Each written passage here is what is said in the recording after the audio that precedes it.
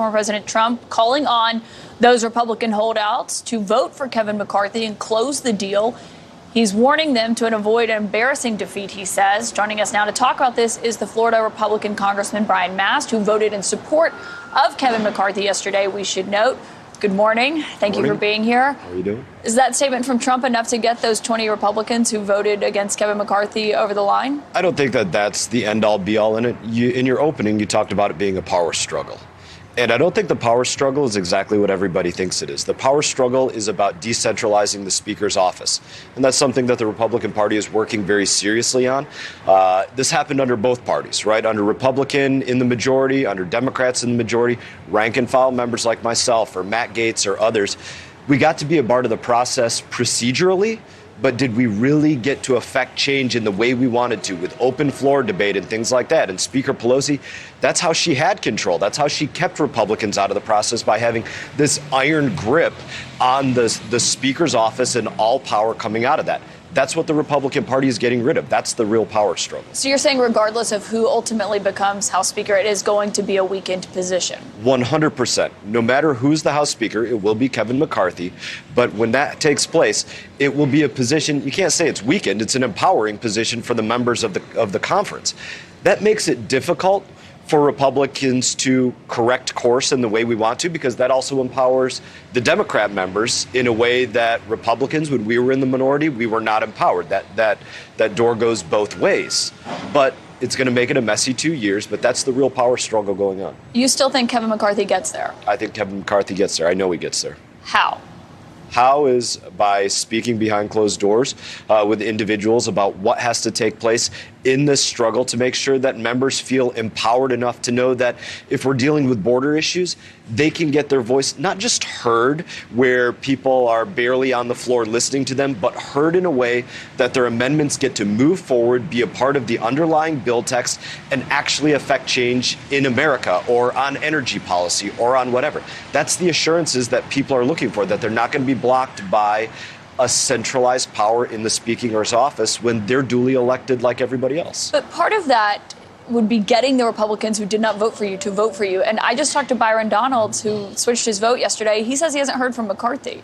Well, there might be some maybe some other people that he's speaking to right now. I couldn't say where all of that relationship is. I think if I'm putting this in a matter-of-fact way, understanding how these things go behind closed doors, when people are whipping, hey, are you going to be with me on this vote? Will you vote for me for Speaker, this and that? Understanding that these can go to multiple ballots. A lot of times the whip count will be, will you be with me on the first ballot? How about the second ballot? After that, will you still be with me? And people say, well, listen, you got me for 2 ballots, but on the third ballot, I'm going to have to do something else. I don't know that that's what happened with Byron, but I would suspect it was something like that. You're still committed to voting for Kevin McCarthy? I'm committed to voting for Kevin McCarthy. He has done the work in helping Republicans get elected, in laying out a path forward for Republicans to go forward and correct these paralyzing issues for the United States of America. He's the right leader for us. Does he have a strategy here, though? In dealing with becoming Speaker of the House? Yes. The strategy is to continue the dialogue, continue the debate with this, not to overly use this terminology, but as you said, the power struggle, but it's, like I said, the power struggle of decentralizing power out of the Speaker's office. If they're continuing, excuse me for interrupting, No. If they're continuing, was it smart to adjourn yesterday? Because I had heard that Kevin McCarthy initially did not want them to adjourn. He wanted them to keep voting. Should they have adjourned, or was that a mistake? I think the adjournment actually fell under something that happens more often than not in Washington, D.C., and it goes to what happened right at Christmas time. Timing and people wanting to be somewhere else in many cases is unfortunately what affects policy in many places. There's a $1.7 trillion spending package that went through, that McConnell and others pushed through in the Senate. I was absolutely pissed off about that, especially with Republicans moving into the majority. And why did they do it? Because they wanted to be home for Christmas. As much as I wanted to be with my family yesterday and those that came in town for this special occasion of swearing in, there was work to be done, and I think we should have continued doing that work. But ultimately, I think that's why there was an adjournment, so everybody could go be with their family members and their guests that are in town. Basically, they got tired of being in there in the room. Kevin McCarthy and Republicans had this closed-door meeting yesterday morning where he had this very aggressive tone saying basically that he deserved the speakership, that he had worked for it. There were some criticisms of that it was too aggressive and that it kind of hardened those who were against him.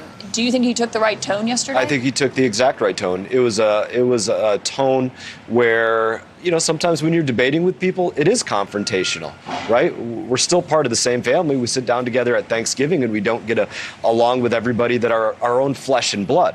Sometimes it gets heated in that way. Don't think that it was just one-sided. But in the end, we're still a team. We're going to work through this and we'll get the job done for America in the way that we promised. What does what we saw yesterday say about what happens when Republicans are in charge? I think it shows that we're reflective. Truthfully, this is going to be an incredibly messy 2 years. And a messy 2 years because we're allowing the process in Washington, in the Capitol, to play out the way the founders designed it, in a messy way where everybody on both sides of the aisle gets to be a part of it. That's going to make it actually more difficult for us to get the things done that we want to get done. But we're reflective enough to say that's the way things are supposed to work here, not the way that Speaker Pelosi had them work. So what you're saying is what happened yesterday is what we're going to see more of on repeat. Yes, you're going to see a messy 2 years in Washington because everybody's going to get a say-so in a way that they haven't. Okay, Brian Mast, thank you for joining us. We'll wait to see if you actually do vote today when you convene back at noon. You say you're still voting for Kevin McCarthy. Thank you very much.